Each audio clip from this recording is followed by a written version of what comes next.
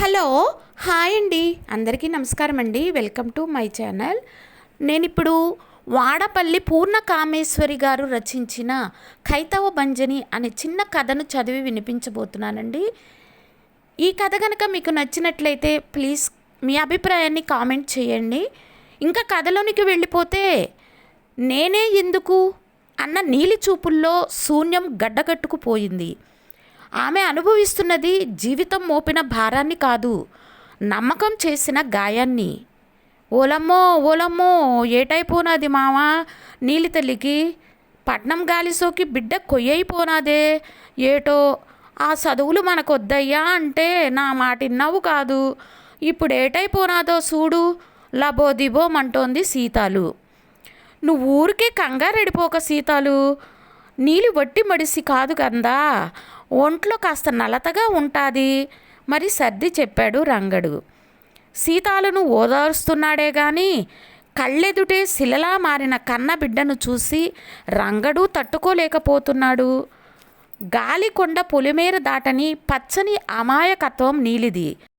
వెదురు బుట్టలే ప్రపంచంగా బ్రతికే రంగడు సీతాలు దంపతులకు లేకలేక కలిగిన ప్రాణం నీలి. కంటికి రెప్పలా కాపాడుకున్న తమ బిడ్డను ఏ పట్నం గాలి ఇలా మార్చేసిందో అర్థం కాక ఆ తండ్రి గుండె తరుక్కుపోతోంది. గొప్ప చదువుల కల నెరవేరిందని మురిసిపోయే లోపే కల్లా కపటం ఎరుగని బిడ్డ చూలాలుగా తిరిగొచ్చింది. ఆ వార్తకు సంబరపడాలో, ఆమెలోని ఆ నిర్జీవ శూన్యాన్ని చూసి ఏడవాలో తెలియని స్థితి. పాత రోజులు గుర్తొచ్చాయి రంగడికి. పిల్లని చదివిత్తా పెద్ద ఆఫీసర్ని చేసేస్తానంటూ ఓ ఇదైపోతున్నావు. ఏటి బయటికి పంపి పట్నం చదువులంటే మాటలేటి చెప్పు. దాన్ని నా చేతి కిందెట్టుకుని బుట్టలు అమ్మితే బువ్వకి గింజలు వద్దును గందా నిలదీసింది సీతాలు. అలాగనకే సీతాలు, మన బతుకులిట్టా లోయలోనే ఇంకిపోవాలేటి. బడికెళ్ళి అది 2 ముక్కలు చదువుకుంటే రేపు మనము ప్రపంచకాన్ని చూడవేటి, అప్పుడు కట్టాలన్నీ తీరిపోవేటి. ఆ ఆఫీసర్ చేసేస్తావు. ఆఫీసర్ అంటే ఊరికే అయిపోదాదేటి. ఊరికే ఎందుకేటి, సంపాదిస్తానుగా. రేపు అరకు సంతగందా మొన్న అడవిలోకి వెళ్ళి తెచ్చిన తేనె, పంట పసుపు కొమ్ములు అమ్మి తెచ్చిన సొమ్ముతో పలకా బలపం చేతికిచ్చి బడికి పంపిద్దాం.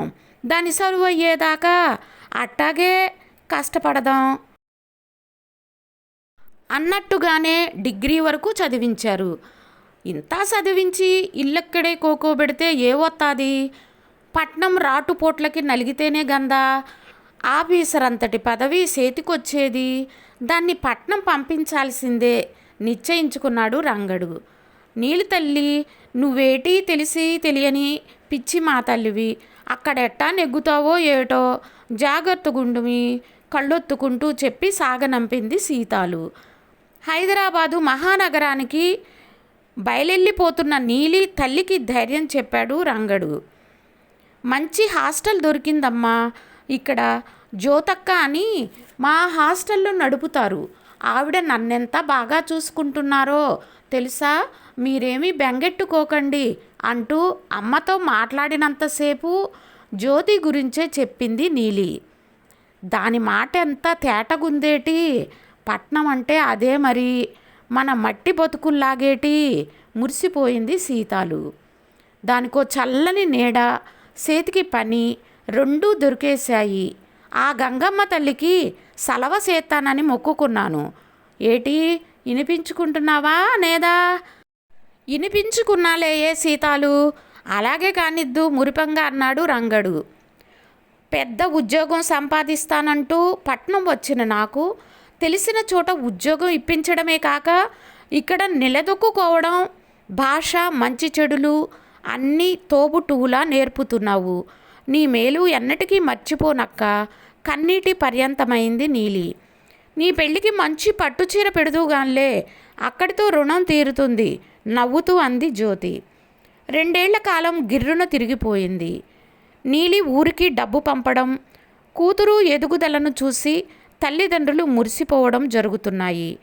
నీకో మంచి సంబంధం చూశాను. మీ అమ్మా నాన్నలతో మాట్లాడి అందరికీ అంగీకారం అయితే చేసుకుంటావా అంది జ్యోతి. పెళ్ళా? నాకా? అంత ఆశ్చర్యం ఎందుకు? నీకు 24 ఏళ్ళు వచ్చాయి. ఇవాళో రేపో మీ అమ్మా నాన్నలు నీకు సంబంధం చూసి పెళ్లి చేయాల్సిందేగా. నా ఎరుకలో ఒక మంచి వ్యక్తి ఉన్నాడు. పెద్ద కంపెనీలో ఏరియా మేనేజర్గా పనిచేస్తున్నాడు. 2 చేతులా సంపాదిస్తున్నాడు. నీకిష్టమైతే మీ వాళ్ళతో మాట్లాడతాను వివరించింది జ్యోతి. నువ్వేం చెప్పినా నా మంచికేగా అక్క. నువ్వు అనుకున్నట్టే అమ్మా నాన్నలతో మాట్లాడు అంది నీలి. అన్నదే తడవు. మాటలు, ఒకరినొకరు చూసుకునే ఏర్పాట్లు జరిగిపోయాయి. చూడటానికి పెద్దగా అనిపిస్తున్నారక్క నసికింది నీలి. అదేం లేదు నీలి, మహా అయితే 8 ఏళ్ల తేడా ఉంటుంది. మంచి వ్యక్తి దొరకడమే కష్టం. అలాంటిది ఇంత గొప్ప సంబంధం వదులుకోవడం తెలివైన పని కాదు.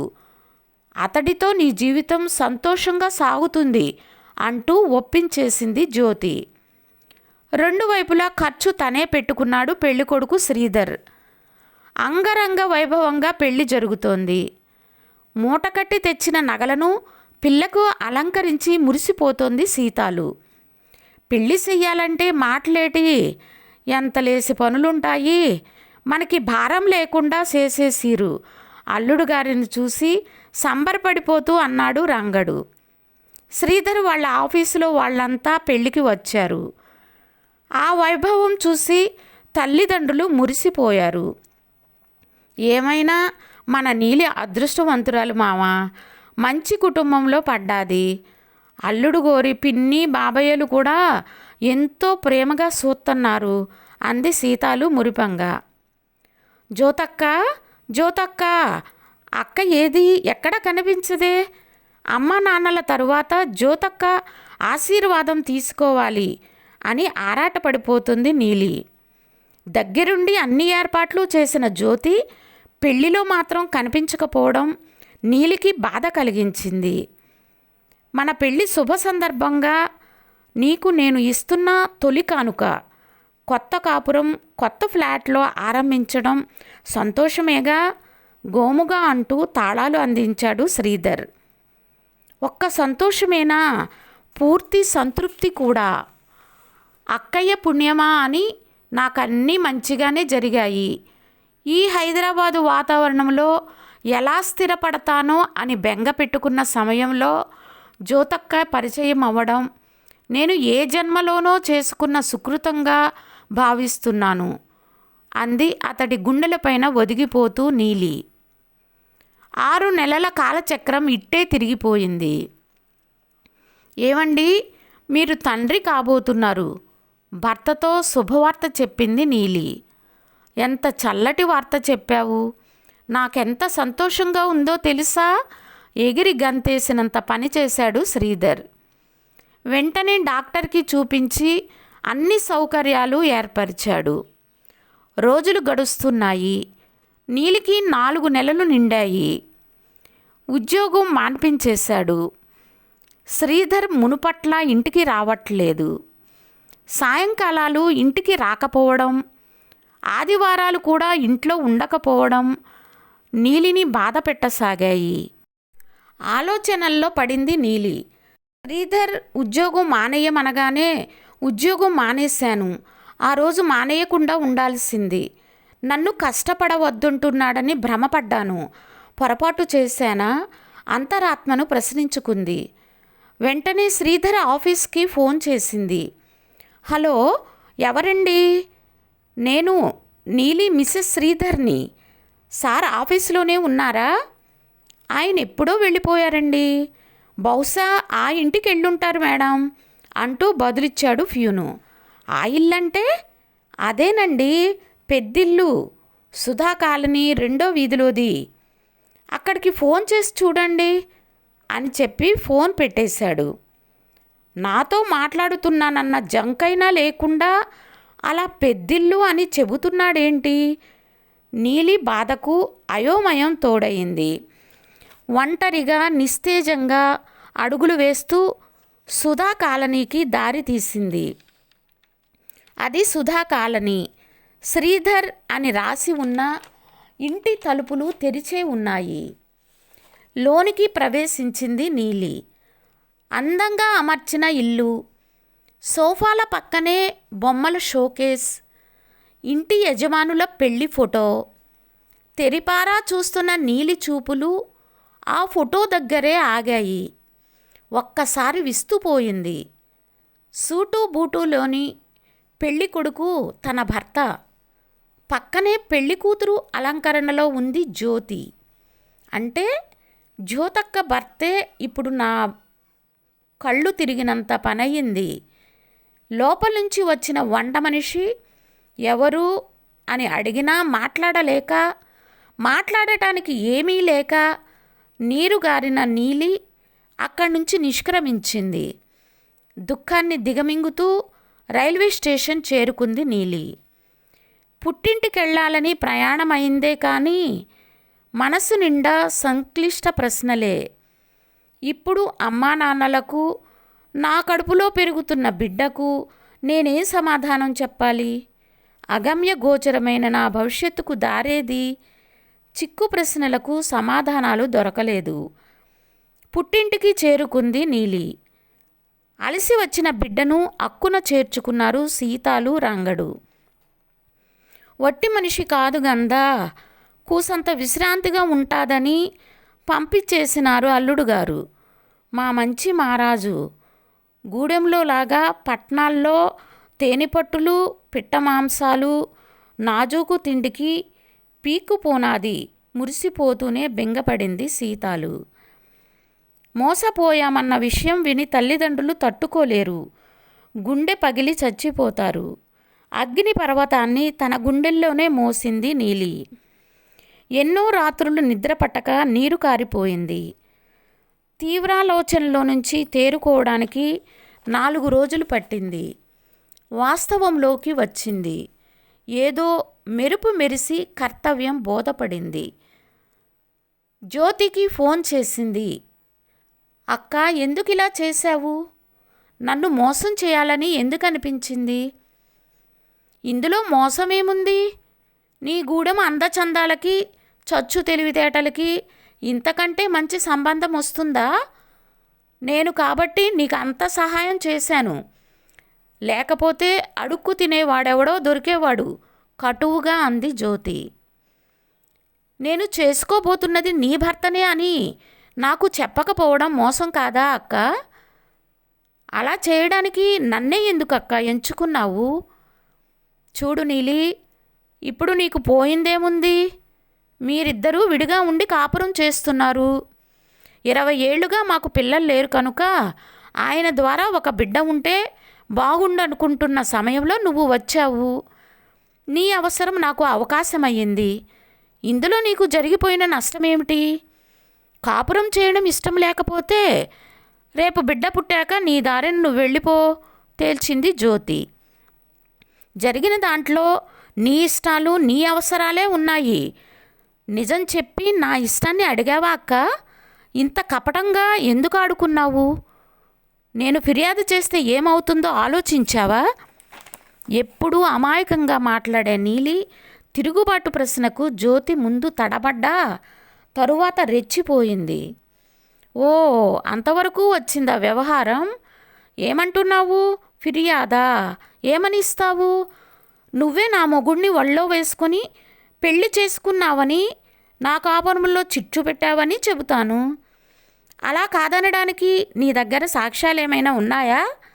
అందుకే ముందు జాగ్రత్తగానే పెళ్లిలో నేనెక్కడా కనిపించలేదు. ఆఫీసు వాళ్ళంతా హాజరవ్వడంతో నీ ఇష్టపూర్వకంగానే జరిగిందని రుజువు చేస్తాను. నువ్వేం చెప్పినా చెల్లదు. నోరు మూసుకొని పడుండకపోతే నష్టం నీకే. ఏం చేసుకుంటావో చేసుకో అంటూ ఈసడించింది జ్యోతి. చూడండి జ్యోతి గారు, నేను జిల్లా ఆదివాసీ హక్కు పరిరక్షణ అధికారిని. మీరిప్పుడు మాట్లాడిన మాటలన్నీ నాతోనే. ఇవన్నీ రికార్డ్ అయ్యాయి. త్వరలో మీపైన చట్టరీత్యా చర్య తీసుకోవడం జరుగుతుంది. మోసం ఎవరిని చేసినా తప్పే. అందున అమాయకమైన గిరిజన తెగలను మోసం చేసి తేలికగా తప్పుకోవాలనుకోవడం మీ అవివేకం. National commission for scheduled tribes నిర్దేశించిన గిరిజన హక్కుల పరిరక్షణ పథకం గురించి కాస్త తెలుసుకోండి. గిరిజనులకు న్యాయం చేకూర్చడమే ఈ పథకం లక్ష్యం. వారి హక్కుల ఉల్లంఘనపైన ఫిర్యాదులు వస్తే సదరు వ్యక్తులను విచారించడానికి సివిల్ కోర్టు సర్వ అధికారాలను కలిగి ఉంటుంది. అటువంటి న్యాయ సేవలు కోరిన నీలికి పూర్తిగా న్యాయం జరుగుతుంది, వివరించారు స్థానిక గిరిజన సేవా అధికారి. హలో నీలి, ఏంటమ్మా, ఎవరు మాట్లాడుతున్నారు? మనలో మనం చూసుకునే వాళ్ళంగా ఇలా ఎవరినో తీసుకొచ్చావెందుకు? కంగు తిన్న జ్యోతి కంగారుగా అడిగింది. నిశ్చలంగా నిలబడిన నీలి ఫోనులో నుండి మహిషాసుర మర్దిని స్తోత్రం కైతవ భంజని అంటూ సన్నగా వినిపిస్తున్న ఆ స్తోత్రాన్ని వింటూ నిశ్చింతగా కనిపించింది. జ్యోతికి ఏమాత్రం రెస్పాన్స్ ఇవ్వలేదు. కపటాన్ని గెలిచానన్న తృప్తి ఆమె కళ్ళల్లో మెరిసింది. జరుగుతున్నదేమీ అర్థం కాని సీతాలు రంగడు మాత్రం తేటపడిన నీలి ముఖాన్ని చూసి తృప్తిగా ఊపిరి పీల్చుకున్నారు. కథ సమాప్తం. ఈ కథ గనక మీకు నచ్చినట్లయితే ప్లీజ్ సబ్స్క్రైబ్ చేయండి.